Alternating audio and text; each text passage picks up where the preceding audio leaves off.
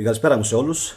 Πάρα πολλοί κόσμος αναρωτιέται κάθε πότε γίνονται επανακινήσεις της γης και φυσικά κατ' επέκταση του πληθυσμού αυτής. Κάθε πότε γίνονται καταστροφές. Κάθε πότε αλλάζει το ανθρώπινο δυναμικό και κάθε πότε αλλάζουν και τα ενία των επικυρίαρχων καθώς και των ανθρώπων που έχουν την εξουσία πάνω στον πλανήτη. Κοιτάξτε πίσω μου όσο θα παίζουν οι φωτογραφίες και θα διαπιστώσετε ότι υπάρχουν κάποια όντα τα οποία έχουν την ικανότητα, ας το πούμε οι μεγάλοι παλιοί, οι μεγάλοι αρχιτέκτονες της γης, οι οποίοι έχουν την ικανότητα να κάνουν τρομερά πράγματα και στη συνέχεια να εξαφανίζονται. Εμένα προσωπικά αυτό το πράγμα μου προκαλεί πολύ μεγάλη εντύπωση και είναι αξιοπερίεργο το γεγονός ότι τόσοι πολιτισμοί έχουν χαθεί από τα βάθη της αρχαιότητας μέχρι και σήμερα. Φυσικά βλέπετε στη φωτογραφία τώρα μπροστά σας, ανάμεσα στην Ασία και την Νότια Αμερική υπάρχει η Λεμουρία, την οποία τώρα εσείς δεν τη βλέπετε καθώς σας εμποδίζω εγώ, είναι αυτή εδώ πέρα που την βλέπετε τώρα. Θα παίζουν συνεχώς φωτογραφίες στη διάρκεια όλης της εκπομπής, οπότε μην αγχώνεστε, θα μπορέσετε να διαπιστώσετε η διεισόμαση, το ότι έχουν υπάρξει πανάρχαιοι πολιτισμοί, πανάρχαιοι, και ότι ο πληθυσμός της γης έχει επανακινηθεί πολλές φορές από διάφορους παράγοντες, τους οποίους φυσικά οι άνθρωποι ή τους έχουν ξεχάσει ή τους θυμούνται έχοντας αμυδρές μνήμες στο μυαλό τους. Να σας πω οπωσδήποτε να κάνετε σήμερα like και κοινοποίηση. Πιστεύω ότι θα είναι μία από τις καλύτερες εκπομπές που έχουν γίνει ποτέ στο κανάλι της Θετικής Δοπαμίνης και ήδη την έχω εντάξει αυτή την εκπομπή ως την καλύτερη της φετινής χρονιάς, καθώς πιστεύω grande tartaria. Καθώς πιστεύω ότι τα ζητήματα τα οποία σήμερα θα αναλύσουμε είναι κομβικά, είναι εξαιρετικά, είναι σπάνια και ελάχιστοι άνθρωποι στο ελληνικό διαδίκτυο τολμούν να μιλήσουν για αυτά τα πράγματα σε ζωντανή εκπομπή, στον αέρα, καθώς οι περισσότεροι δεν έχουν τα κατάλληλα εφόδια και φυσικά τις κατάλληλες γνώσεις. Η σημερινή δημοσκόπηση, υπάρχει ανώτερη τεχνολογία που μας την κρύβουν. Μέχρι στιγμής υπάρχει ένα 96 με 97% που ψηφίζει ναι, 100% και ένα 3-4% από 86 ψήφους που απαντάει δεν είμαι σίγουρος. Το όχι μέχρι στιγμής, όσο και αν δεν το πιστεύετε, έχει παραμείνει στο απόλυτο 0. Στο απόλυτο 0, που σημαίνει ότι ο κόσμος αντιλαμβάνεται αυτό που λέω και εγώ, ότι υπάρχουν κάποιοι τους οποίους σήμερα προς διευκόλυνση του κοινού θα τους ονομάζουμε οι μεγάλοι παλαιοί, καθώς δεν ξέρουμε τίποτα για αυτούς. Δεν ξέρουμε για αυτούς τίποτα. Και φυσικά αναφέρομαι στους θεούς. Οι θεοί της αρχαιότητας. Οι θεοί της προϊστορίας. Όμως δεν είναι μόνο αυτό. Υπάρχουν σημάδια σκορπισμένα στην Αυστραλία, στον Ειρηνικό ωκεανό, στην Αφρική, στην Νότια Αμερική, στη Βόρεια Αμερική, στη Ρωσία, και σήμερα πιστεύω ότι οι περισσότεροι από εσάς θα εκπλαγείτε με αυτά που θα ακούσετε, είμαι σίγουρος. Σας είχα πει ότι για κάποιο διάστημα, περίπου 3 μήνες, με έχει πιάσει αϊπνία. Με έπιασε αϊπνία, όχι φυσικά επειδή ήμουνα δεν και καλά, έτσι σε κάποια ασταθή περίοδο της ζωής μου, όχι. Με έπιασε αϊπνία καθώς δεν μπορούσα να πιστέψω αυτά τα οποία μάθαινα σιγά σιγά και αυτά τα οποία βγαίναν στη φόρα. Ακούστε μια ερώτηση η οποία θα σας εντυπωσιάσει. Γιατί δεν υπάρχουν κτίρια ταρτάρια στην Ελλάδα? Νομίζω πως δεν θα μπορέσει να απαντήσει στο ερώτημα αυτό κανένας σήμερα. Κανένας. Και το λέω με απόλυτη βεβαιότητα. Κανένας. Δεν υπάρχουν κτίρια ταρτάρια στην Ελλάδα. Για όσους δεν έχουν καλό μάτι, υπάρχουν κτίρια ταρτάρια σε όλο τον πλανήτη. Σε όλο τον πλανήτη. Υπάρχουν στη Ρουμανία, στο Βουκουρέστι, στην Πολωνία, στην Πρατισλάβα που επισκέφτηκα πρόσφατα. Υπάρχουν κάστρα με 5 πόρτες. Υπάρχουν στη Βαρκελόνη, σε όλη την Ευρώπη. Υπάρχουν στην Ινδία, στην Αυστραλία, στην Αμερική. Υπάρχουν παντού. Υπάρχουν μέχρι και στο Εκουαδόρ. Έχω βρει μέχρι και στην Πρετόρια. Απίστευτο. Όλα αυτά τα κτίρια μας τα παρουσιάζουν ότι τα έφτιαξαν οι, ας το πούμε, Πουριτανοί Άγγλοι και Καθολικοί του 16ου, 17ου, 18ου αιώνα. Δεν υπάρχει περίπτωση. Εάν δεν υπάρχει περίπτωση να τα έχτισαν αυτοί, δεν τα έχτισαν μόνοι τους. Με τίποτα. Καθώς τα κτίρια αυτά είναι ανεπανάληπτης ομορφιάς, έχουν όλα ελληνικό σχεδιασμό, στην καλύτερη περίπτωση ελληνορωμαϊκό, και όπως είπα και πριν, αυτό που μου προκάλεσε τεράστια εντύπωση είναι ότι στην Ελλάδα δεν έχουν μείνει τέτοια κτίρια. Κοιτάξτε τι κτίρια υπάρχουν στην Ινδία. Δεν υπάρχουν. Αυτά τα κτίρια είναι λες και έχουν βγει από 3D printer. Δεν υπάρχουν. Δεν μπορούν με τα σημερινά δεδομένα ούτε από ανθρώπινο χέρι, και δεν ξέρω καν αν μπορούν και από υπολογιστή να αναπαραχθούν. Είναι μοναδικά. Δεν υπάρχουν. Δεν μπορούν σήμερα τα κτίρια αυτά να αναπαραχθούν. Δεν υπάρχει η τεχνολογία. Δεν υπάρχει η ικανότητα να χτίσεις τέτοια πράγματα. Δεν υπάρχει. Σας το λέω με απόλυτη βεβαιότητα. Όμως θα επιμείνω στην ερώτησή μου. Γιατί δεν υπάρχουν, απαντήστε μου μετά στα σχόλια από κάτω, κτίρια ταρτάρια στην Ελλάδα? Τα οποία κτίρια ταρτάρια, επαναλαμβάνω, είναι συγκεκριμένης μορφής και όποιος ξέρει να τα αναγνωρίζει, τα αναγνωρίζει. Τα βλέπετε τώρα αυτή τη στιγμή στην οθόνη σας. Πρετόρια, Ντακάρ, Σικάγο, έτσι, Οσάκα, Σεούλ, Σαϊγκόν, Βίνεπεκ, Τεχεράνη, Καράτσι, Μπουένος Άιρες, Μελβούρνη, είναι αυτά εδώ τα κτίρια. Σαντιάγκο, Καλκούτα, Νέο Δελχή, Ρίο και ούτω καθεξής. Είναι πραγματικά ατελείωτα. Η δε ομορφιά τους είναι χαρακτηριστική. Η δε αρχιτεκτονική τους είναι συγκεκριμένη, είναι τεράστια, και οι μάστορες και οι αρχιτέκτονες και οι μηχανικοί και όλοι οι γλύπτες οι οποίοι πήραν μέρος στην κατασκευή τους, έχω μία πολύ ζεστή μέσα μου εντύπωση ότι πρέπει να ήταν και Έλληνες. Όμως βαστάω και μία ένσταση για το γεγονός ότι δεν υπάρχει τίποτα στην Ελλάδα. Κάποια στιγμή λοιπόν σκέφτηκα, βλέπετε τις πυραμίδες της Γκίζας και θα έρθω σε λιγάκι σε αυτές. Κάποια στιγμή λοιπόν σκέφτηκα ότι υπάρχει ενδεχόμενο να μην υπάρχουν στην Ελλάδα ταρτάρια, διότι ήμασταν Ορθόδοξοι και όλοι οι υπόλοιποι ήταν Καθολικοί. Ωραία μέχρι εδώ. Ωραία. Κάποια στιγμή όμως είδα ένα βίντεο από έναν πατέρα που χορεύει με τον γιο του στη Ρωσία, και τι παρατήρησα?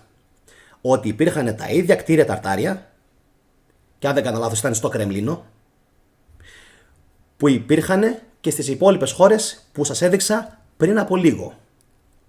Αυτά τα κτίρια, για ποιο λόγο σας κάνω τώρα όλη αυτή την εισαγωγή? Αυτά τα κτίρια λοιπόν δεν είναι δικά μας. Δεν τα έχτισαν οι τωρινοί άνθρωποι. Δεν τα έχτισε ο δικός μας ο πολιτισμός. Και αυτό το κτίριο που βλέπετε, το Ινδικό τώρα στην οθόνη σας, και τα κτίρια των ταρτάρια που σας έδειξα πριν από λίγο, κακώς τα λένε για μένα ταρτάρια. Θα πρέπει να βρουν μια άλλη πιο ωραία ονομασία. Εν πάση περιπτώσει, θα το βρούμε και αυτό στο μέλλον. Κακώς λοιπόν πιστεύουμε εμείς ότι όλα αυτά τα κτίρια είναι δικά μας. Δεν είναι δικά μας. Δεν έχουν χτιστεί από την σημερινή ανθρώπινη φυλή. Ποιος τα έχτισε δεν ξέρω. Το πιο απλό πράγμα που μπορείτε να κάνετε για να δοκιμάσετε κάποιον, να του πείτε ότι αυτά τα κτίρια δεν είναι τωρινά και δεν υπάρχει περίπτωση να κατασκευάζονται ή να κατασκευάστηκαν από ανθρώπους της γενιάς μας, είναι το εξής. Πάρτε λοιπόν κάποιον και πείτε του, σου δίνω, έτσι, φερρυπίν, 5 δισεκατομμύρια ευρώ. να χτίσεις ένα τέτοιο κτίριο. Ένα. Δεν θα μπορέσουνε. Δεν θα μπορέσουνε. Δεν υπάρχει περίπτωση. Άρα όλα αυτά είναι από έναν πολιτισμό παγκόσμιο. Δεν ξέρουμε ποιας χρονολογίας ακριβώς, μπορούμε μόνο να εικάσουμε, ο οποίος εξαφανίστηκε, εξαελώθηκε. Δεν έμεινε τίποτα από αυτούς τους ανθρώπους πάνω στον πλανήτη. Τίποτα. Εδώ λοιπόν έχουμε να κάνουμε με δύο ειδών επαναφορές της ανθρωπότητας. Δύο ειδών. Το πρώτο είδος είναι τοπικής κλίμακας πόλεμη. Τοπικής κλίμακας πόλεμη και τοπικής κλίμακας επανακινήσεις και επαναφορές των πληθυσμών. Που σημαίνει τι? Πηγαίνουμε σε κάποιες χώρες, διαπράττουμε τις γενοκτονίες, όπως έχουν κάνει σε πάρα πολλές χώρες οι τωρινοί κάτοικοι της γης, και στη συνέχεια τους αλλάζουμε με άλλους. Επειδή όμως πλέον αυτό δεν είναι εύκολο να γίνει, έχουν βρει άλλους τρόπους. Π.χ. τα μπόλια. Εντάξει, αλλά αυτά θα τα αναφέρουμε σε άλλη εκπομπή. Λοιπόν, τοπικής κλίμακας πόλεμη ή παγκόσμιες καταστροφές. Στην περίπτωση της Ταρτάρια μιλάμε για παγκόσμια καταστροφή. Γιατί ξαφνικά σηκώθηκε η ανθρωπότητα και ξέχασε να χτίζει αυτά τα κτίρια. Είναι πραγματικά να χτυπιέται κανείς πως μας δουλεύουν ξεκάθαρα μέσα στα μούτρα μας. Τα κτίρια τα οποία χαρακτηρίζονται ως γοτθικά, για παράδειγμα, δεν μπορούν σήμερα να ξαναγίνουν. Δεν μπορούν. Κανείς σήμερα δεν μπορεί να κατασκευάσει γοτθική εκκλησία όπως π.χ. στην πόλη μου στο Χάγεν, όπου κατασκευάζουν πλέον οι καθολικοί κάτι κουμούτσες τετραγωνισμένες ή κάτι παράξενα κτίρια άσχημα, κακόγουστα, και αν δείτε τις εκκλησίες που έτσι τις έχουν βαφτίσει, εκκλησίες, δεν ξέρουμε τι είναι, δεν ξέρουμε τι ήταν, δεν ξέρουμε τι σκοπό είχαν. Πράγα, Τσεχία, Πολωνία, ολόκληρη η Ευρώπη, Βαρκελόνη, Γαλλία, παντού εκτός της Ελλάδας. Δεν ξέρουμε τι σκοπό είχαν. Κάποιοι λένε ότι είχαν θεραπευτικούς σκοπούς. Ωραία.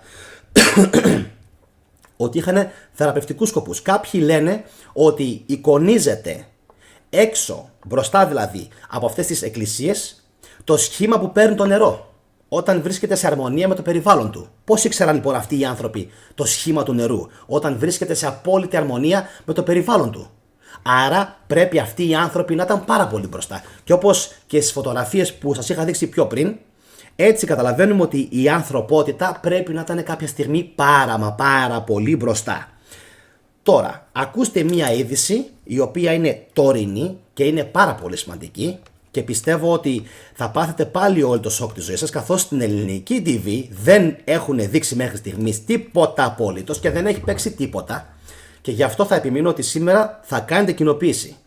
Είδατε εσείς σήμερα στην τηλεόραση και γενικά αυτές τις μέρες να ακούγεται κάτι, π.χ. για τις φωτιές στην Βίνια Ντελ Μάρ? Όχι. Είδατε μήπως, παίζει μόνο ο Πολυχρονόπουλος, είδατε σήμερα εσείς καθόλου ή τις τελευταίες ημέρες να παίζει πολύ έντονα το σενάριο της δολοφονίας του Σεμπαστιάν Πινιέρα, ο οποίος είναι ο πρόεδρος, ήταν βασικά πρόεδρος της Χιλής, 74 ετών, ο οποίος υποτίθεται πέθανε σε αεροπορικό δυστύχημα, αλλά εγώ πιστεύω, και το έχω γράψει κιόλας, ότι δολοφονήθηκε αυτός ο άνθρωπος σε αεροπορικό δυστύχημα, καθώς μάλλον δεν έκανε τα χατήρια της νέας τάξης, η οποία νέα τάξη προφανώς με χρήση δορυφόρων, και το έχουν πει πάρα πολλοί χρήστες αυτό, ότι εθεάθησαν δορυφόροι γνωστού επιχειρηματία να βρίσκονται εκείνη τη στιγμή πάνω από την πόλη της Βίνια Ντελ Μάρ 3 μέρες μετά από το αεροπορικό δυστύχημα, και ξεκίνησε να κατακαίγεται η Βίνια Ντελ Μάρ. Όσο κι αν σας κάνει εντύπωση. Ουσιαστικά τι κάνουνε? Καίνε όσους θέλουν να κάψουν, όσους πηγαίνουν κόντρα στην νέα τάξη, όσους επίσης δεν δίνουν και δεν χαρίζουν δωρεάν τον ορυκτό τους πλούτο και ιδιαίτερα τη γη τους. Γιατί μετά από λίγο διάβασα ότι το λεγόμενο Smart City Business Chile Headquarters, έτσι λέγεται, δηλαδή είναι ο οργανισμός ο οποίος θέλει στο μέλλον να χτίζει έξυπνες πόλεις, είχε την έδρα του στην Viña del Mar. Και αναρωτιέται κανείς, είναι δυνατόν, θα βάζανε φωτιά στην Viña del Mar, η οποία ήταν μία, μετά από το Σαντιάγκο της Χιλής, μία από τις καλύτερες πόλεις για να ζήσει κανείς. Μία από τις καλύτερες πόλεις για να ζήσει κανείς, Viña del Mar, Valparaíso, Chile. Εκεί ακριβώς βρίσκονταν τα headquarters, δηλαδή τα κεντρικά γραφεία αυτής της εταιρείας, η οποία σχεδιάζει έξυπνες πόλεις. Και στις έξυπνες πόλεις, να ξέρετε, σε ένα βίντεο αναφέρθηκε και ο Jeff Bezos, ναι, ο οποίος Jeff Bezos, το ξέρουμε αυτό όλοι, αγόρασε στην Ελλάδα σε κάποιο νησί και έφτιαξε ένα smart hub, όπως το όνομασε ένας φίλος στο TikTok. Και φυσικά που είναι τα κέντρα επικοινωνίας αυτού του hub? Είναι στην Αθήνα και είναι στην Λάρισα, η οποία Λάρισα ξέρουμε όλοι τι πέρασε φέτος.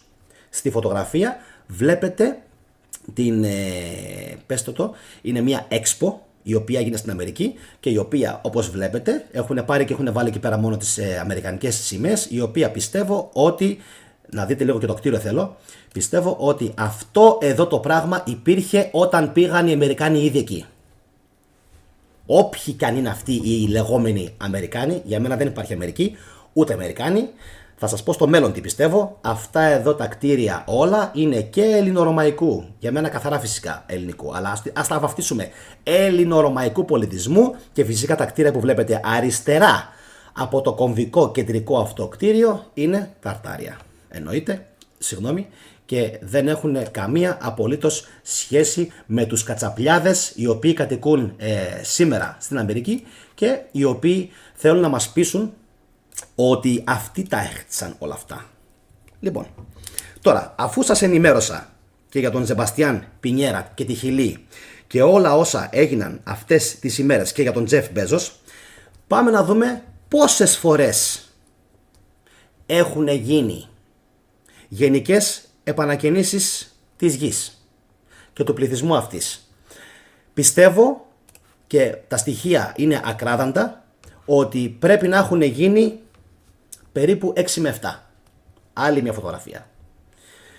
6 με 7, είμαι σίγουρος ότι αυτά που λέω ο κόσμος δεν νομίζω να τα καταλαβαίνει. Είμαι σίγουρος, δεν πειράζει.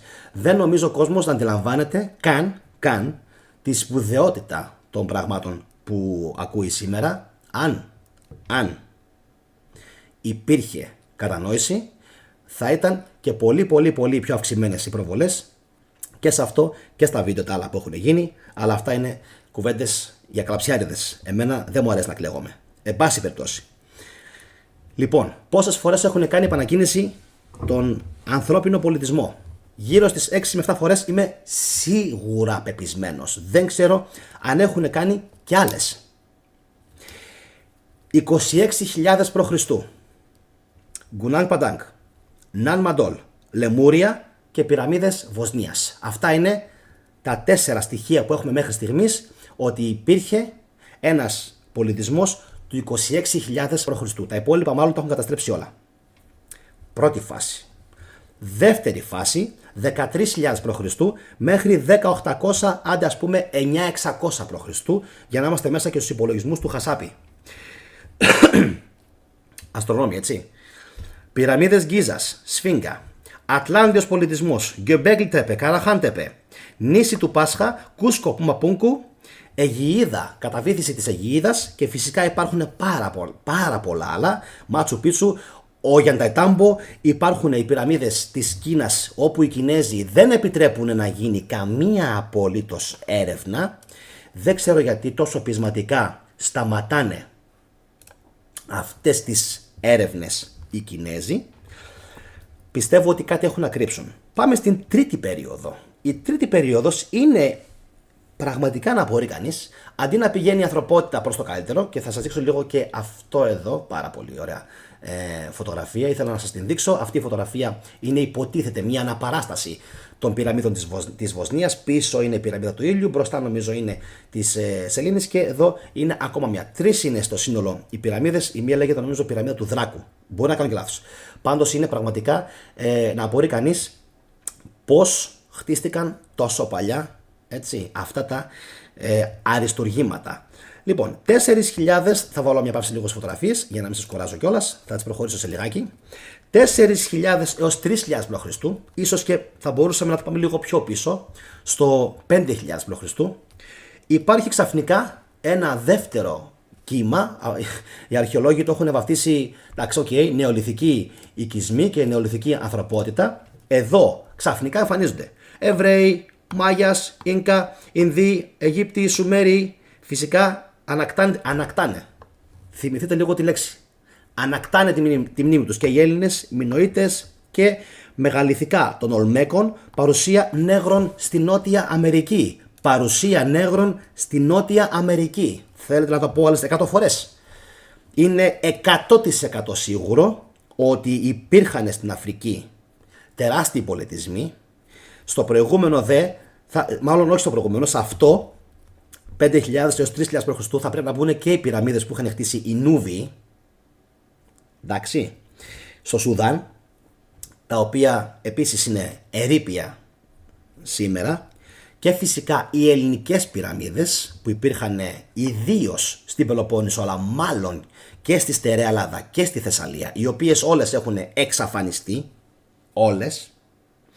Και εδώ ξαφνικά έρχεται η τρίτη, ας το πούμε έτσι, επανεκκίνηση παύλα γενιά της γης, όπου εδώ οι άνθρωποι αρχίζουν και γράφουν ξανά. Δηλαδή, αν μπορέσουμε να πούμε τι έχει γίνει εδώ, είναι ότι οι άνθρωποι εδώ ή ανακαλύπτουν ή επανανακαλύπτουν την γραφή. Οπότε, ουσιαστικά, αυτή εδώ η περίοδος είναι περίοδος εκτείναξης, έτσι, της ανθρώπινης δημιουργίας. Αρχίζει και παίρνει ουσιαστικά ξανά ο εγκέφαλος στροφές. Είναι δε άκρος μυστήριο ότι τόσο οι Μάγιας τοποθετούν τον εαυτό τους, προσέξτε, τη δημιουργία τους κάπου στο 3003 π.Χ. ότι δημιουργήθηκαν, κάπου εκεί δηλαδή είναι. Και ο Ιουδαϊσμός λέει 4.000 και κάτι π.Χ. Απορώ αν όλα αυτά έχουν να κάνουν με επανεκκίνηση του πολιτισμού τους. Επαναλαμβάνω, με επανεκκίνηση του πολιτισμού τους. Γιατί αυτοί, έτσι, ήθιστε ας πούμε να λένε ότι από απαρχής κόσμου, ναι, ότι από τότε ας πούμε που δημιουργήθηκε ο κόσμος. Ενώ αυτό που γράφει ο Σταύρος είναι σίγουρο και επιβεβαιωμένο. Ο Σταύρος γράφει για τη Σφίγγα 13 έως 15.000 χρόνια π.Χ. Ο Σόχο, ο οποίος έκανε τις έρευνες και είναι ο κορυφαίος που έχει μελετήσει ποτέ, είναι Γερμανός γεωλόγος, που έχει μελετήσει την Σφίγγα ενδελεχώς, είναι σίγουρος 100% ότι η ηλικία της Σφίγγας είναι τουλάχιστον, προσέξτε λίγο την βαρύτητα της λέξης, τουλάχιστον 6 με 8.000 π.Χ. 6 με 8.000 π.Χ. Άρα είναι περίπου 8 με 10.000 ετών τουλάχιστον. Τουλάχιστον. Αν φυσικά πάρουμε την έρευνα που έχει κάνει ο Ρόμπερτ Μποβάλ, φτάνουμε στο 10.800 μετά Χριστόν. Πάλι θα μετακινηθώ λιγάκι για να έχετε και άλλες εικόνες διαθέσιμες. Φτάνουμε λοιπόν πάλι στο 10.800 π.Χ. που είναι και η ημερομηνία που υπολογίζουν ότι πρέπει μάλλον να χτίστηκαν και οι πυραμίδες, αλλά φυσικά και να έγινε όλη αυτή η ξαφνική αλλαγή. Είναι δε άξιο απορίας και εδώ είναι που χτυπιούνται όλοι. Πώς είναι δυνατόν πρωτόγονοι άνθρωποι που δεν είχαν γλώσσα, δεν είχαν ούτε καν υποτίθεται, δεν είχαν φωνή, δεν είχαν γραφή, δεν είχαν τίποτα, έχτισαν το Göbekli Tepe που βλέπετε τώρα στις οθόνες σας, ωραία, την ίδια ακριβώς περίοδο που χτίστηκαν οι πυραμίδες της Γκίζας. Και μπόρεσαν μετά το Göbekli Tepe που βλέπετε τώρα, όλο αυτό που είναι αχανής έκταση, να το επικαλύψουν με χώμα και να σηκωθούν να φύγουν. Πού πήγαν, ποιοι το χτίσαν, πώς το χτίσαν, δεν υπάρχει απάντηση. Για τις δε πυραμίδες της Γκίζας που έβγαλαν τις ηλίθιες θεωρίες ότι χτίστηκαν από τους Αιγύπτιους, δεν χτίστηκαν από τους Αιγύπτιους οι πυραμίδες της Γκίζας. Τα ευτελή οικοδομήματα των Αιγυπτίων που χτίστηκαν μεταγενέστερα έχουν εγκρεμιστεί σχεδόν όλα ή βρίσκονται σε χάλια κατάσταση. Πάμε να συνεχίσουμε να πούμε για την τέταρτη περίοδο που πιστεύω ότι έγινε μεγάλη επανεκκίνηση. Είναι οι λεγόμενοι σκοτεινοί αιώνες, 1500 μέχρι 800 π.Χ. Εδώ είναι που γίνεται φυσικά και η έκρηξη της θύρας στην Σαντορίνη. Η φωτογραφία που βλέπετε τώρα είναι από το Ναν Μαντόλ, το οποίο είναι στη μέση του πουθενά, στον Ειρηνικό και κανείς δεν ξέρει πώς χτίστηκε. Έχω διαβάσει ένα βιβλίο πάνω σε αυτό και πιστέψτε με, αξίζει να κάνετε εγγραφή, γιατί θα πάθετε τρομερά κεφαλικά όταν σας πω ποιοι εικάζετε από τους κατοίκους, τους επιβιώσαντες, ποιοι εικάζετε ότι το έχτισαν. Θα πάθετε εγκεφαλικά. Το βαστάω για το μέλλον. Εσείς κάντε εγγραφή. Λοιπόν, είμαστε λοιπόν στην τέταρτη περίοδο που πιστεύω ότι έγινε κάποια πανεκκίνηση. Υπάρχει, επαναλαμβάνω, η έκρηξη της Σαντορίνης, σκοτεινοί αιώνες. Παύουν τα μεγαλειθικά, περίοδος αργοναυτικών και τροϊκού πολέμου και περίοδος Μαχαμπαράτα και Ραμαγιάνα. Σε αυτήν εδώ ακριβώς λοιπόν την περίοδο, ίσως μπορούμε τη Μαχαμπαράτα να την πάμε λίγο πιο πίσω, είναι οι πόλεμοι των θεών.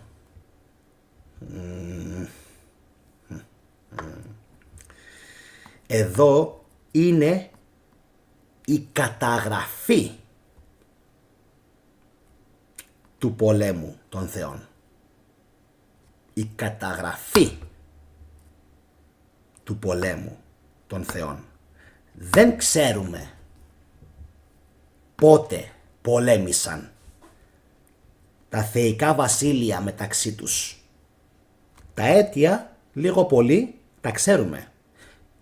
Έχει γίνει αποκωδικοποίηση πίσω από τις γελίες προφάσεις των ιστορικών, γιατί γελίες είναι, να είχαμε να λέγαμε.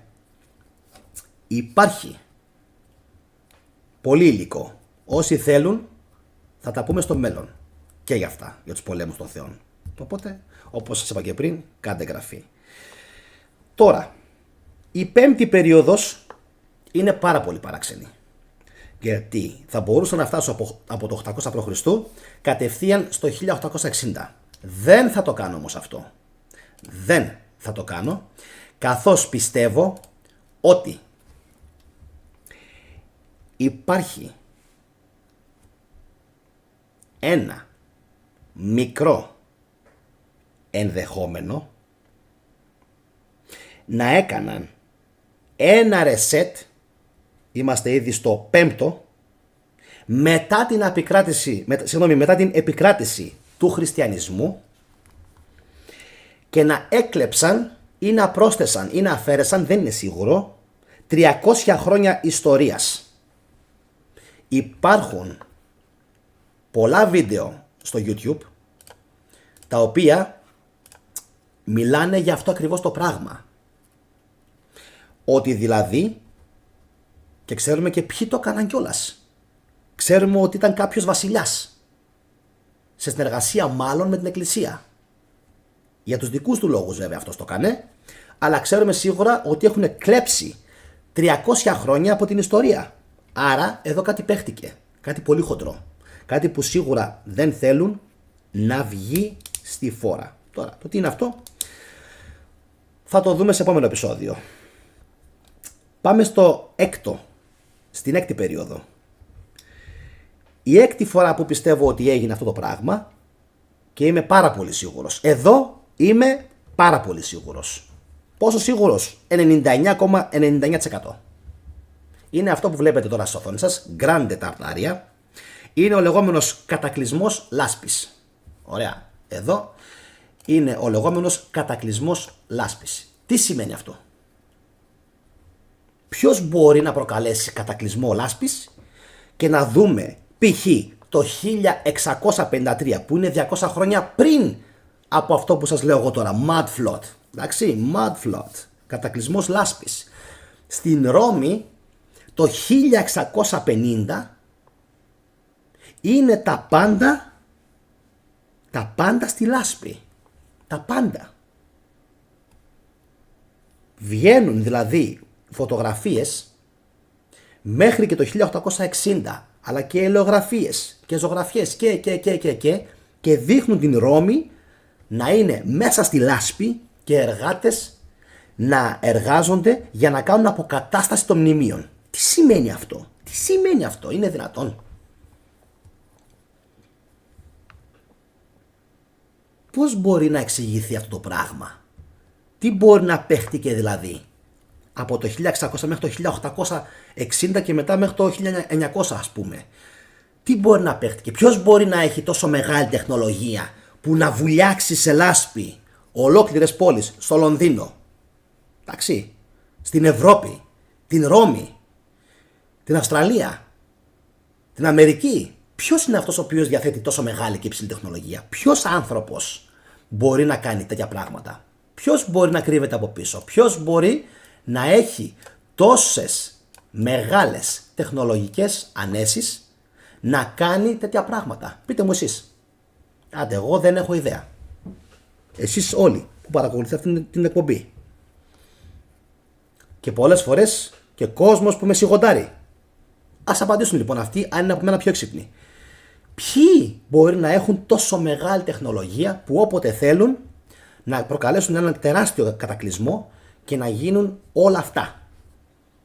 Η πόλη που έχτισε π.χ.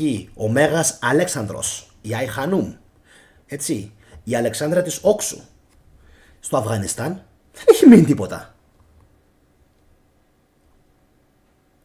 Είμαστε σίγουροι ότι απλά κατεδαφίστηκαν, όπως και οι πόλεις των Σουμέριων. Το σημερινό Ιράκ, όλες εκείνες οι περιοχές της Μεσοποταμίας, δεν έχει μείνει τίποτα. Τίποτα. Τι παίχτηκε λοιπόν? Πώς έγινε αυτό το πράγμα? Μέχρι και του Μεγάλου Αλεξάνδρου ο ναός, που τον έχτισε πάνω από αρχαίο ναό ενός ήρωα των Σουμέριων. Ούτε αυτό το ξέρατε. Σήμερα θα το μάθουν πιο πολύ. Το ξέρατε? Ότι πήγε ο Μέγας Αλέξανδρος και πάνω σε έναν ναό που ήταν αφιερωμένος σε τοπικό ήρωα των Σουμέριων, τον Ανουνάκη, έχτισε από πάνω αφιερωμένο δικό του και του Ηρακλή. Γιατί έλεγε ότι τα παιδιά του Δία το αφιέρωσαν αυτό. Παιδιά του Δία είναι δύο, σύμφωνα με τον Μέγα Αλέξανδρο. Ο ίδιος και ο Ηρακλής. Σε πάρα πολλές περιοχές λοιπόν όλου του κόσμου βρίσκουμε και συναντάμε πολιτισμούς οι οποίοι έχουν καταστραφεί και οι οποίοι πολύ πιθανόν δεν θα ξαναγυρίσουν και ποτέ πίσω. Δεν θα ξαναγυρίσουν ποτέ πίσω. Γιατί έχουν σβήσει τη μνήμη αυτών των πολιτισμών. Είναι απίστευτο αυτό που έχει γίνει. Δεν υπάρχει τίποτα. Γκράντε Ταρτάρια π.χ. δεν υπάρχει τίποτα. Θέλετε να ακούσετε κι άλλα? Θα ακούσετε κι άλλα. Το τείχος, το οποίο υποτίθεται σήμερα ονομάζεται Σινικό τείχος, έχουν βγει ένα σωρό σοβαροί ερευνητές και λένε δεν είναι το Σινικό τείχος Σινικό. Συν είναι οι Κινέζοι. Είναι τείχος της Ταρτάρια. Γιατί όπως όλα δείχνουν, μάλλον χτίστηκε με σκοπό να αναχαιτιστούν αυτοί που βρίσκονταν από την πλευρά της Κίνας. Οι Μογγολοασιάτες δηλαδή. Ξεκάθαρα πράγματα. Ούτε αυτά φυσικά μπορούν να τα απαντήσουν οι επίσημοι ιστορικοί. Εδώ δεν μπορούν να απαντήσουν καν μερικές κότες τα βίντεο που κάνω για τον χριστιανισμό. Κανένας. Μπαίνουν μόνο τρολ που τα έχω για πρωινό, τους χαλβάδες. Οι χαλβάδες μπαίνουν τρολ. Να χέσω εγώ τα τρολ. Χέστηκα για τα τρολ. Δεν έχει μπει από ευθυνοφοβία και μόνο. Από ευθυνοφοβία. ούτε ένας καθηγητής, ένας, να σχολιάσει δημόσια ένα από τα 100 βίντεο που έκανα για τον χριστιανισμό και ένα από τα 200 πλάς 300-400, έχω σβήσει ένα σωρό, που έκανα και για επικαιρότητα και για την αρχαία Ελλάδα και για την απαγορευμένη αρχαιολογία. Ούτε ένας. Ντροπή. Ούτε ένας. Γιατί νομίζουν ότι είναι πιο έξυπνοι, α λόγος, ή β επειδή τρέμει η καρεκλίτσα και δεν μπορούν να πούν τίποτα απολύτως, είτε για να μην χάσουν την καρέκλα, είτε για να μην τους απολύσουν, είτε για να πάρουν μια προαγωγή. Αυτός είναι ο γελίος ο λόγος. Για να πάρουν μια γελία προαγωγή. Δηλαδή, άμα κάτσουν π.χ. στα 2.700, θα τους χαλάσει. Πρέπει να φτάσουν και στα 3. Εντάξει. Γι' αυτό λέω ότι σήμερα αυτή η χώρα που λέγεται Ελλάδα δεν έχει ελπίδα. Καθόλου. Μηδέν. Και ξέρετε γιατί?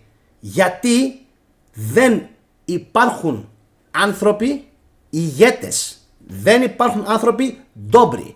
Δεν υπάρχουν άνθρωποι οι οποίοι να αγαπάνε τη χώρα τους. Υπάρχουν μόνο καρεκλοκένταυροι. Μόνο. Και υπάρχουν οι καλοί ερευνητές και καλοί ιστορικοί και καλοί αρχαιολόγοι, οι οποίοι παραγωνίζονται δυστυχώς από αυτό το βρωμερό το σύστημα που δεν τους αφήνει να πάρουν ανάσα. Αυτή είναι η άποψή μου για τη σημερινή κατάσταση στην Ελλάδα και είναι κάτι το οποίο δεν θα αλλάξει. Δεν θα αλλάξει με τίποτα, ούτε καν τα επόμενα χρόνια. Έτσι είναι. Γιατί όλα αυτά που συζητάμε σήμερα και τόσους μήνες και τόσα χρόνια, δεν έχει βγει ένας να μου πει ρε εσύ, τι είναι αυτά που λες? Βλακίες λες. Σε ανερώ γράφοντας αυτό. Ούτε καν. Από εκεί και μόνο να καταλάβετε ότι όσοι είστε σε αυτήν την εκπομπή είμαστε εντάξει. Όσοι είστε σε αυτήν την εκπομπή είμαστε εντάξει. Τους έχουμε. Να το ξέρετε. Μη μασάτε. Είμαστε λίγοι. Είμαστε θετικοί. Και ξέρουμε πάρα πολύ καλά ότι τους έχουμε. Λοιπόν. Τώρα. Φτάνω σε κάτι μετά από την Ταρτάρια, η οποία πραγματικά είναι άκρως εντυπωσιακή, και πιστέψτε με, για την Ταρτάρια έχουμε να πούμε πάρα πολλά πράγματα ακόμα. Πάρα πολλά. Ματσου πίτσου. Άλλο κι αυτό. Λοιπόν, για την Ταρτάρια έχουμε να πούμε πάρα πολλά. Είναι ό,τι πιο σημαντικό υπάρχει. Και θα σας πω κι άλλα στις επόμενες εκπομπές. Κάντε γραφούλα. Και για την πόλη μου στο Χάγκεν, και για τον Ντίσσελντορφ, και για τη Γερμανία, και για όλες τις πόλεις που σκοπεύω να επισκεφτώ στο μέλλον, θα σας δείχνω επιτόπου με βίντεο ποια κτίρια είναι Ταρτάρια και δεν χτίστηκαν από τους τοπικούς πληθυσμούς. Χτίστηκαν από άλλους. Λοιπόν, πάμε τώρα στο... Βρισκόμαστε περίπου στην 7η, γιατί βάλαμε και ένα ακόμα ενδεχόμενο με τον χριστιανισμό. Βρισκόμαστε τώρα στην...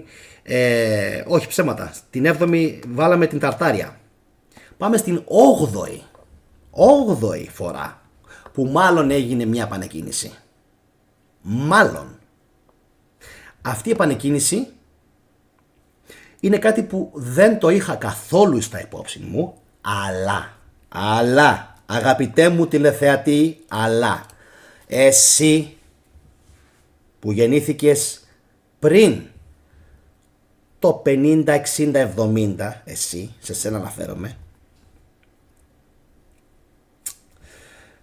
θα ξέρεις πάρα πολύ καλά ότι κάτι πρέπει να παίχτηκε τα τελευταία χρόνια. Σωστά? Υπάρχουν υποψίες ότι εν έτη 2 χρόνια μετά από το Τσέρνομπιλ, για όσους απορείτε, αν ήταν τυχαίο το συμβάν με το Τσέρνομπιλ, ότι το 1988 έγινε. Θα μου πεις, εγώ θυμάμαι. Και εγώ θυμάμαι. 3 χρόνια ήμουνα. Οι παλαιότεροι θα ισχυριστούν, εγώ θυμάμαι. Δεν θυμάμαι τι είχα ζήσει. Μη βιάζεσαι. Η ζωή είναι μικρή. Υποψίες λοιπόν ότι το 1988 έγινε μια ξαφνική επανεκκίνηση του κόσμου και σβήστηκαν οι μνήμες των λαών. Τι πράγμα? Σωστά ακούσατε. Τι πράγμα? Σωστά ακούσατε. Υπάρχει λοιπόν μια μεγάλη υπόνοια ότι, το επαναλαμβάνω άλλη μια φορά, καθώς είναι πάρα πολύ δύσκολο για πολλούς να το πιστέψουν, ότι το 88 έγινε ή σβήσιμο ή μερική αντικατάσταση της μνήμης των λαών. Δεν με πιστεύετε? Θα σας πω αμέσως μία μικρή απόδειξη. Mandela Effect. Το έχετε ακουστά? The Mandela Effect. Τι είναι? Είναι κάτι που πιστεύει πάρα πολλοί κόσμος ότι έχει γίνει, αλλά δεν έχει γίνει. Ή ένα συμβάν που πάρα πολλοί κόσμος το θεωρεί δεδομένο και ξαφνικά έρχονται και σου λένε δεν έχει γίνει αυτό το πράγμα, δεν υπάρχει. Δεν υπάρχει. Είστε σίγουροι? Η ταινία λοιπόν Shazam. Δεν μπορώ τώρα να σας τη δείξω, καθώς δεν είναι και το σημερινό θέμα της εκπομπής. Θα το καλύψουμε με πιο μεγάλη λεπτομέρεια στο μέλλον. Η ταινία λοιπόν Shazam, πάρα πολλοί κόσμος πίστευε ότι υπήρχε, μέχρι και τον ηθοποιό που την έπαιξε, ρώτησαν αν υπήρχε και λέει δεν υπάρχει. Κάτσε ρε φίλε, τι δεν υπάρχει? Δεν υπάρχει η ταινία Shazam? Βρέθηκε λοιπόν ένας ο οποίος λέει εγώ πώς γίνεται να την έχω στην κασετοθήκη μου? Τότε ήταν κασέτες. Εγώ λέει την είχα κλειδωμένη σε κασετοθήκη την ταινία Shazam. Και όμως ο κόσμος λέει αυτή η ταινία δεν έγινε ποτέ. Τι λέτε ρε εσείς? Θα πάθουμε κεφαλικά. Δεν έγινε ποτέ. Βγήκε ο άνθρωπος που υποτίθεται φαίνεται στην ταινία ως πρωταγωνιστής και λέει εγώ αυτή την ταινία δεν την ξέρω. Δεν την αναγνωρίζω. Δεν έγινε ποτέ. Τι είναι αυτό? Και του λέει ο άλλος εσύ είσαι αυτός. Του βάζει την κασέτα να παίξει. Εσύ είσαι, του λέει αυτός. Όχι ρε λέει, δεν είμαι εγώ αυτός. Πώς δεν είσαι εσύ αυτός? Αφού εδώ παίζεις στην ταινία Shazam. Κάνει το μάγο? Δεν ξέρω τι κάνει. Καθίστε καλά. Καθίστε καλά. Yes. Ναι. Υποψίες λοιπόν ότι το 88 κάτι πρέπει να παίχτηκε. Κάτι που ίσως δεν ξέρω γιατί. Αυτό είναι το gut feeling. Ότι συνδέεται με αυτό που έγινε στην Ουκρανία.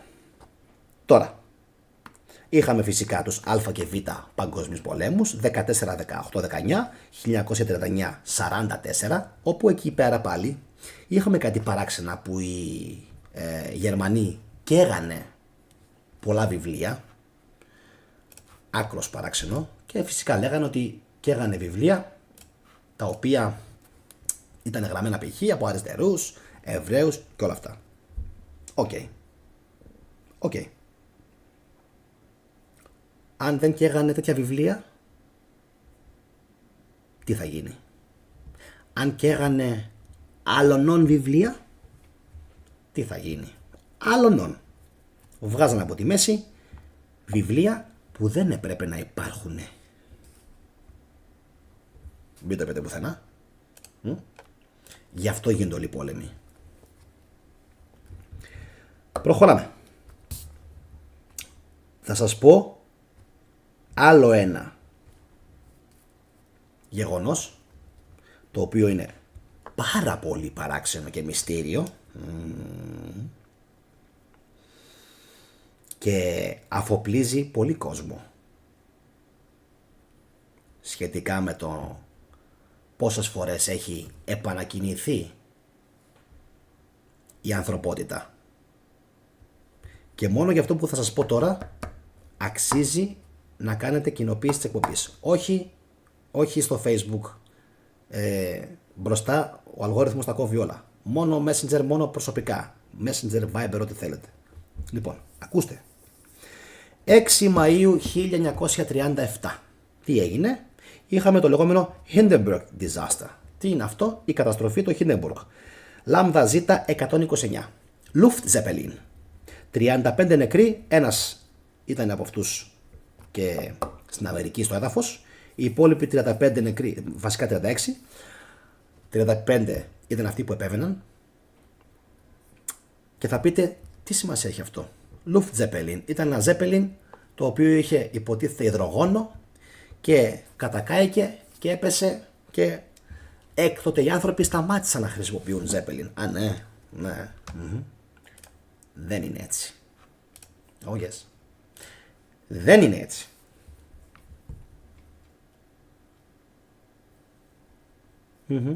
Δεν είναι έτσι. Γιατί θετικέ δεν είναι έτσι? Σπαστικέ θετικέ.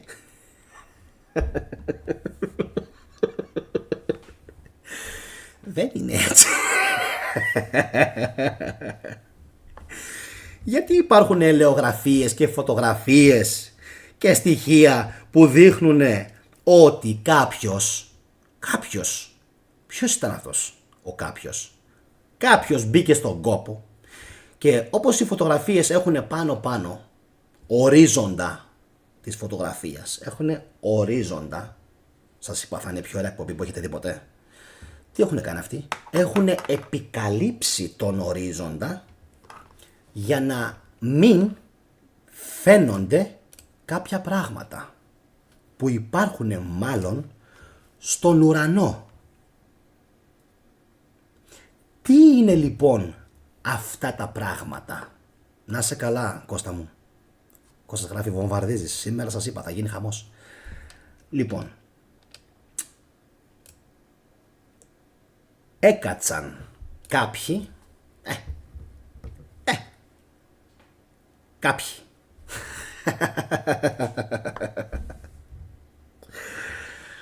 και τι έκαναν? Ρετουσάρισαν όλες τις φωτογραφίες. Interessant που λένε και οι Τούρκοι και interessant που λένε και οι Γερμανοί. Λοιπόν, ωραία, ακούστε. Τι μπορεί να έγινε? Τι πιστεύετε κάνανε?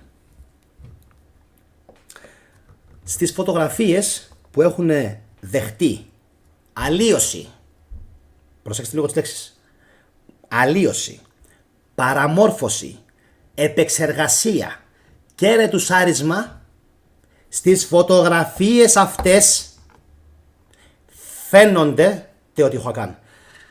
φαίνονται blimps και αερόπλια Zeppelin. Blimps είναι διαφορετικής τεχνολογίας. Υπτάμενα αερόπλια. Κάποιοι λοιπόν δεν τους άρεσε αυτό το πράγμα, τους ενοχλούσε η αληθινή ιστορία της ανθρωπότητας και όλες τις φωτογραφίες έχουν καθίσει και τις έχουν ερωτουσάρει.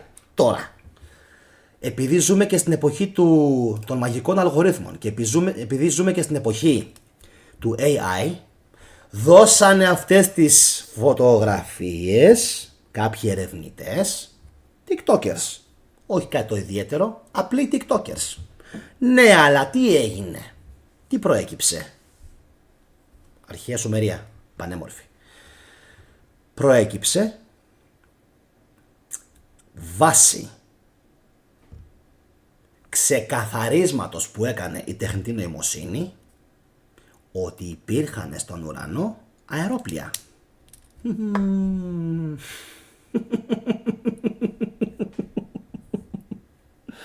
Oh yes.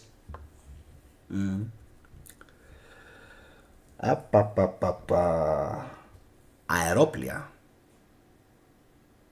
Στον ουρανό της Ευρώπης π.χ. και της Αυστραλίας και της Αμερικής και ποιος ξέρει που αλλού. Μπορεί και από αρχές του 19ου αιώνα. Μπορεί και πιο πριν. Που ξέρουμε εμείς πόσο καιρό πιο πριν ήταν αυτό το πράγμα? Πού ξέρουμε εμείς πόσο καιρό πιο πριν αυτοί οι άνθρωποι είχαν φτάσει σε αυτήν την τεχνολογία? Το ξέρουμε? Δεν το ξέρουμε. Π.χ. βλέπετε τον ναό πίσω μου. Αυτόν τον ναό, τον βάλω λίγο και σε παύση, αυτόν τον ναό σήμερα, για να τον κατασκευάσεις και λίγο, για να καταλάβετε τώρα γιατί μιλάμε. Έτσι, μισό λεπτό και λίγο, να το κάνω να είναι ωραίο. Λοιπόν, εγώ πρέπει να μικρύνω. Λοιπόν, δείτε λίγο γιατί πράγμα μιλάμε. Έχω χρόνο σήμερα, η εκπομπή είναι live. Λοιπόν, δείτε λίγο γιατί πράγμα μιλάμε. Δεν υπάρχει. Αυτό σήμερα δεν το κάνει κανένας. Είναι ανεπανάληπτο. Εντάξει. Και είναι μοναδικό. Όπως είναι σχεδόν όλοι οι αρχαίοι Ινδικοί ναοί, οι οποίοι είναι απίστευτοι. Λοιπόν. Εντάξει είμαστε. Εντάξει είμαστε. Πώς λένε και οι γάβροι. Δεν είμαι γάβρος, παρένθεση. Λοιπόν. Το δατε? Ωραία. Αυτά λοιπόν τα αερόπλια κάποιοι τα χρησιμοποιούσαν προφανώς για να πηγαίνουν από την Ευρώπη στην Αυστραλία, από την Αυστραλία στην Πρετόρια, από εκεί στην Τάκα, από την Τάκα στην Τόχα, από την Τόχα στο Αλγέρι, από το Αλγέρι στο Παρίσι και ούτω καθεξής. Τι μας λένε λοιπόν τώρα εδώ πέρα? Τι μας λένε ρε εσείς? Είναι ξεκάθαρο ότι πρόκειται για επανεκκίνηση.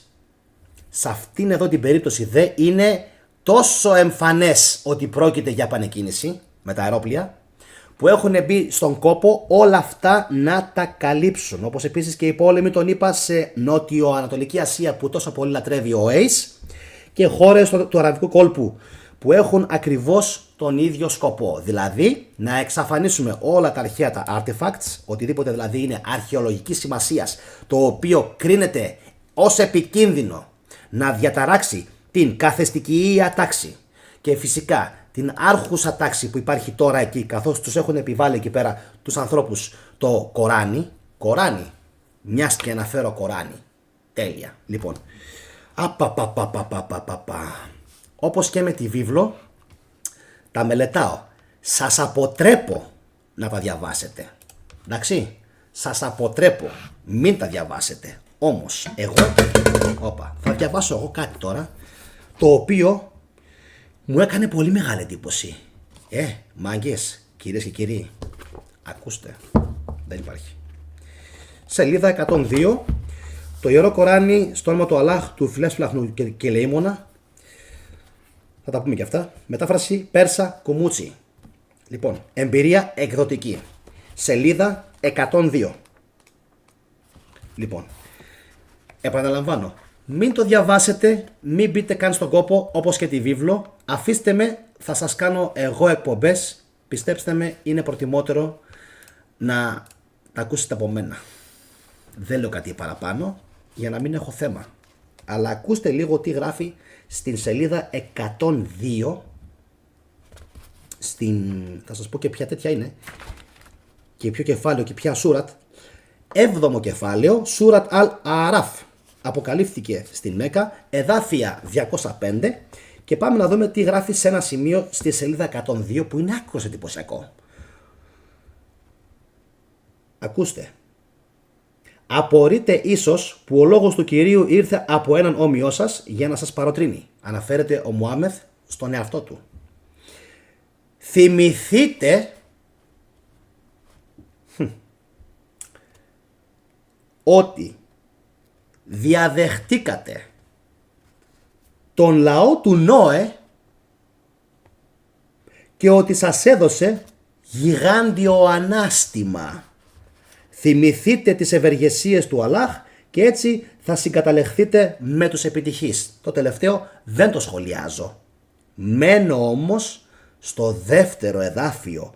Θυμηθείτε ότι διαδεχτήκατε το λαό του Νόε και ότι σας έδωσε γιγάντιο ανάστημα. Αυτό είναι το πρώτο που θέλω να σχολιάσω.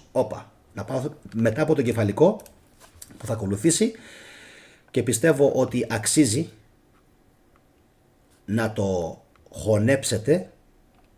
Θα καταλάβουμε λίγο τι παίζει. Ακούστε. Είναι μια φράση η οποία έχει λίγες λεξούλες μόλις. 10, 12, 11 πόσες είναι με το ζόρι. Και Κι όμως 1, 2, 3, 4, 5, 6, 7, 8, 9, 10, 11, 12 είναι 13 λέξεις. Πανάθα. 13 λέξεις. Και σε αυτές τις 13 λέξεις λέει ότι αναφέρεται λοιπόν στους Άραβες και τους λέει εσείς διαδεχτήκατε το λαό του Νόε και σας έδωσε γιγάντιο ανάστημα. Άρα λέει ότι ο λαός του Νόε προφανώς ήταν πιο κοντός και ότι μετά ήρθε μία φυλή με γιγάντιο ανάστημα.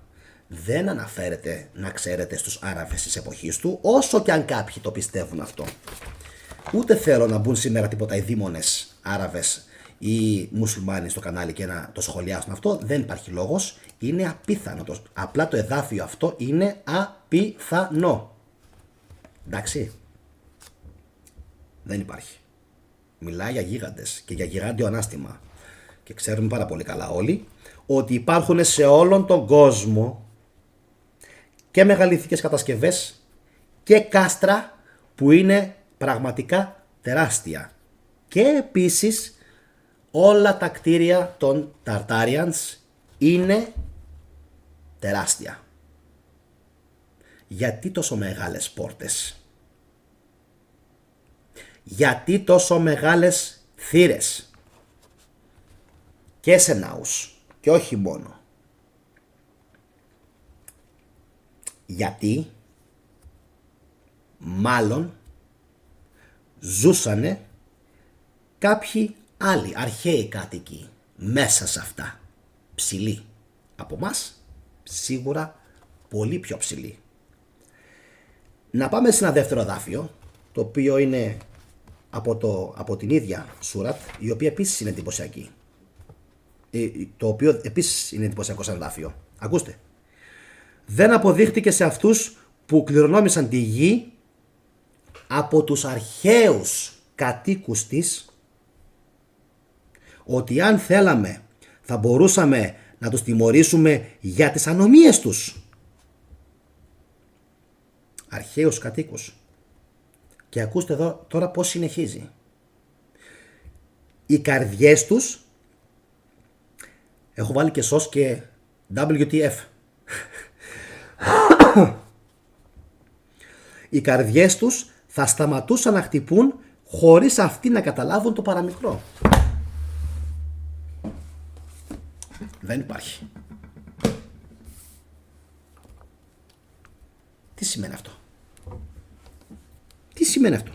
Και πόσο μάλλον ο πληθυντικός τον οποίον χρησιμοποιεί συνεχώς υποτίθεται ο Μωάμεθ, είναι απίστευτο ο πληθυντικός που χρησιμοποιεί. Μπορούν λοιπόν να κάνουν την καρδιά, έτσι, να σταματήσει ανά πάσα στιγμή.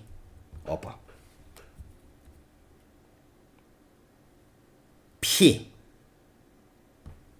Πώς? Με ποια τεχνολογία? Γιατί είδαμε τι έγινε φέτος. Λαχάινα, Χαουάι.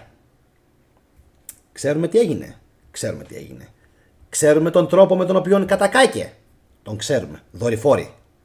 Δορυφόροι όπλα. Εντάξει. Δορυφόροι όπλα.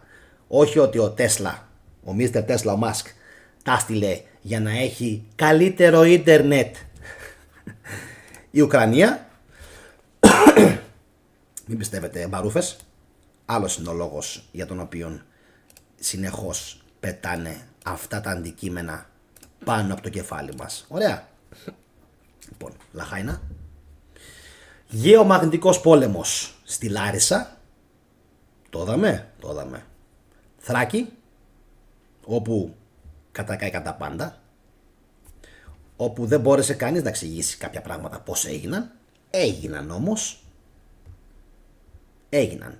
Και Χιλή σήμερα, Βίνια Ντελμάρ, όπου υπάρχουν αυτόπτες μάρτυρες οι οποίοι έχουν ανεβάσει βίντεο στο TikTok, οι οποίοι λένε ότι οι ίδιοι δορυφόροι, ναι, οι ίδιοι δορυφόροι που εθεάθησαν πάνω από τη Λαχάινα εκείνη την περίοδο, οι ίδιοι ακριβώς βρίσκονταν και στη Χιλή πάνω από την Βίνια Ντελ-Μάρ. Για να έχουν υποτίθεται κάτοικοι της Χιλής καλύτερο ίντερνετ. Ή μήπως, και τώρα αυτά δεν είναι θεωρίες συνωμοσίας,